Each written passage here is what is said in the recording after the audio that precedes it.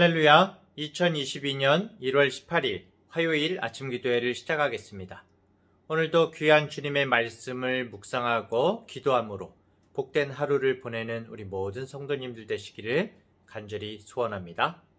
오늘 말씀은 요한복음 6장 1절부터 15절까지의 말씀입니다. 그 후에 예수께서 디베랴의 갈릴리 바다 건너편으로 가시매 큰 무리가 따르니 이는 병자들에게 행하시는 표적을 보았음이로라.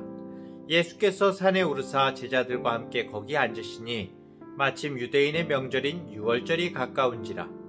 예수께서 눈을 들어 큰 무리가 자기에게로 오는 것을 보시고 빌립에게 이르시되 우리가 어디서 떡을 사서 이 사람들을 먹이겠느냐 하시니 이렇게 말씀하심은 친히 어떻게 하실지를 아시고 빌립을 시험하고자 하심이라. 빌립이 대답하되 각 사람으로 조금씩 받게 할지라도 200데나리온의 떡이 부족하리이다. 제자 중 하나 곧 시몬 베드로의 형제 안드레가 예수께 여짜오되 여기 한 아이가 있어 보리떡 5개와 물고기 2마리를 가지고 있나이다. 그러나 그것이 이 많은 사람에게 얼마나 되겠사옵나이까. 예수께서 이르시되 이 사람들로 앉게 하라 하시니 그곳에 잔디가 많은지라 사람들이 앉으니 수가 5,000명쯤 되더라. 예수께서 떡을 가져 축사하신 후에 앉아있는 자들에게 나눠주시고 물고기도 그렇게 그들의 원대로 주시니라. 그들이 배부른 후에 예수께서 제자들에게 이르시되 남은 조각을 거두고 버리는 것이 없게 하라 하시므로 이에 거두니 보리떡 5개로 먹고 남은 조각이 12바구니에 찼더라. 그 사람들이 예수께서 행하신 이 표적을 보고 말하되 이는 참으로 세상에 오실 그 선지자라 하더라. 그러므로 예수께서 그들이 와서 자기를 억지로 붙들어 임금으로 삼으려는 줄 아시고 다시 혼자 산으로 떠나가시니라. 아멘. 오늘 본문에서 주님께서는 보리떡 5개와 물고기 2마리로 5,000명이나 되는 많은 사람들을 먹이시는 장면이 나옵니다. 저는 이 장면이 너무나 인상적인데요. 엄청나게 많은 무리를 앞에 앉혀놓고 그 적은 음식 보리떡 5개와 물고기 2마리를 들고서 축사하시는, 감사 기도하시는 주님의 모습을 떠올려 보게 됩니다. 주님께서는 감사 기도를 드리신 후에 떡과 물고기를 사람들에게 나누어 주셨고 그 순간 오병이어로 남자 장정만 5,000명이 먹게 되는 놀라운 이적이 일어나게 되죠. 이때가 이스라엘의 명절인 유월절이 다가올 무렵이었습니다. 명절이 다가왔기 때문에 각처에서 사람들이 많이 이제 운집했을 것 같습니다. 많은 사람들이 모여졌을 때 예수님을 그 많은 사람들이 한꺼번에 찾게 된 것이죠. 예수님께서는 디베랴 바다, 그러니까 갈릴리 호수 인근 마을에 계셨습니다. 그랬더니 여러 도시에서 유월절을 맞은 김에 많은 사람들이 모인 김에 여러 도시에서 병자들이 예수님이 그 전에 많은 병자들을 고쳐주셨다는 표적을 보여주셨다는 그런 소식들을 듣고 예수님에게 나오게 된 거죠. 그들을 본 예수님께서 제자들에게 특별히 이제 빌립에게 질문을 던지십니다. 5절에 보면 예수께서 눈을 들어 큰 무리가 자기에게로 오는 것을 보시고 빌립에게 이르시되 우리가 어디서 떡을 사서 이 사람들을 먹이겠느냐 하시니 다른 새 복음서에 의하면은 저녁 무렵이었습니다. 그리고 여기가 빈 들입니다. 광야 지역이거든요.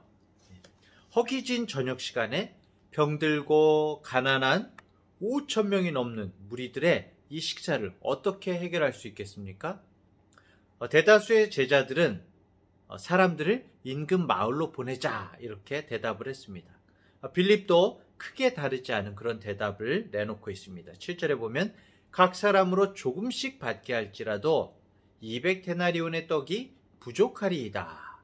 빌립이 굉장히 계산이 빨랐나 봅니다.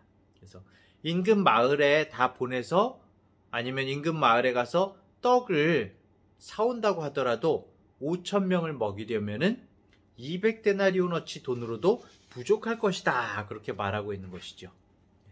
빌립의 분석은 정말 정확했습니다. 그의 대답은 충분히 합리적인 그런 생각이었습니다. 1데나리온이 하루 노동자의 품삯이거든요.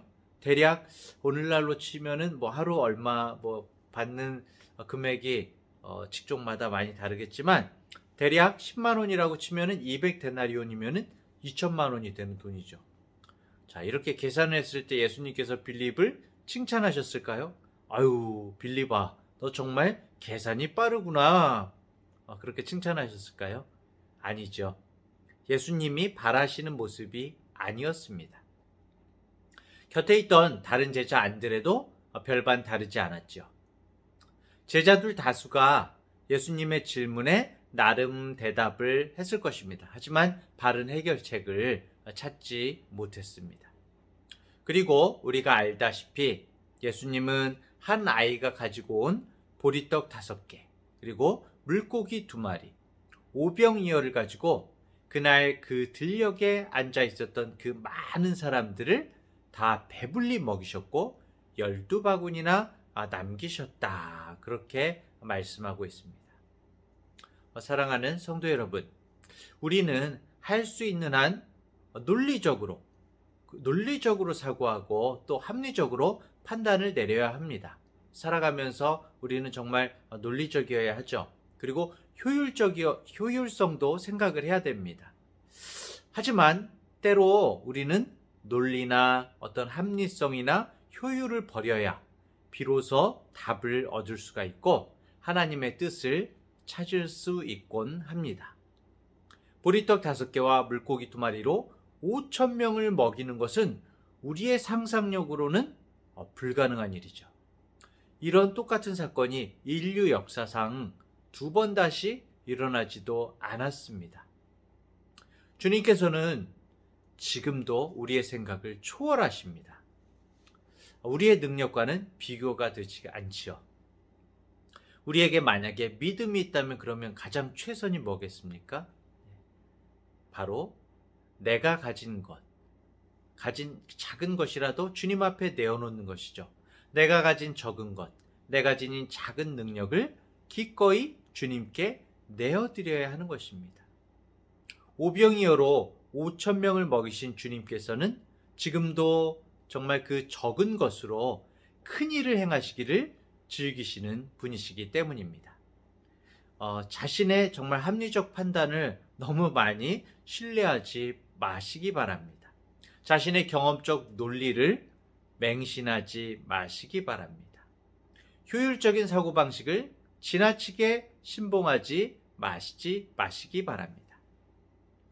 하나님은 언제든지 그것을 넘어서실 수가 있습니다. 예수님께서 5,000명을 먹이셨습니다. 그런데 또다시 전혀 예상치 못한 일이 일어났는데요. 14절 15절에 보면 그 사람들이 예수께서 행하신 이 표적을 보고 말하되 이는 참으로 세상에 오실 그 선지자라 하더라. 그러므로 예수께서 그들이 와서 자기를 억지로 붙들어 임금으로 삼으려는 줄 아시고 다시 혼자 산으로 떠나가시니라. 그렇게 말씀하고 있습니다. 표적을 보려고 예수님을 따라온 사람들은 마침내 정말 놀라운 표적을 경험했죠. 그들은 예수님을 신명기 18장에서 예고된 정말 모세와 같은 선지자다 그렇게 믿고 자신들의 왕으로 삼으려고 했습니다. 그들은 예수님이 로마의 압제에서 자신들을 구해줄 것이라고 생각했고 경제적으로도 잘 살게 해줄 것이라고 생각했고 사회정의를 구현시켜 줄 것이라고 믿었던 것입니다. 그들은 예수님이 바로 자신들의 꿈을 성취시켜 줄 것이라고 믿었고 자신들의 기도의 응답이라고 믿었습니다. 하지만 예수님은 그들의 요구에 응하지 않으셨지요. 왜일까요? 파도를 다스리고 물 위를 걸으시는 예수님께서 능력이 없어서 그들의 요구를 들어주지 않으셨을까요?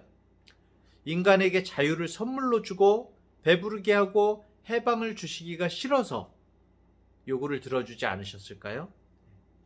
예수님의 생각과 그들의 생각이 달랐기 때문입니다. 예수님의 방식과 그들의 방식이 달랐기 때문입니다. 물질주의적인 그런 사고관에 젖어 있는 사람들이 영이신 하나님의 생각을 이해할 수가 없었기 때문이죠. 예수님을 쫓아다니면서 수많은 표적을 보던 이 유대인들은 예수님 자신보다도 예수님 그분을 정말 마음으로 믿은 것이 아니라 예수님으로부터 나오는 능력과 정말 자신들이 얻을 수 있는 것, 그것들을 더 원했던 것입니다. 그분을 왕을 삼으면 자신의 살림살이가 더 나아질 것이라고 믿었고, 자신의 고통과 고난도 사라질 것이라고 믿었고, 그리고 어떤 병도 다 나을 것이라고 믿었습니다. 하지만 이런 믿음은 진짜 믿음이 아닌 것이죠. 이런 믿음은 예수님을 통해서 자신의 부와 번영을 확장시키고 풍족한 생활을 보장받으려는 우상숭배적인 태도하고 별로 다를 바 없는 맹신에 불과할 뿐인 것입니다. 예수님을 왕을 삼은들, 그들의 욕망은 더 크고 강력해질 것이고, 예수님을 언제나 자신들의 풍족한 생활을 정말 자신의 생활을 높여주는 그런 수단으로 삼게 될 것이고, 욕망이 성취되지 않을 때에는 금세 예수님을 비난하고 떠날 것이 분명한 것입니다. 사랑하는 대학교의 성도 여러분, 한 어린아이의 적은 이 오병이어가 주님께 드려지고 주님 손 위에 올려졌을 때 5,000명이 모인 그 빈 들은 작은 천국이 되었습니다.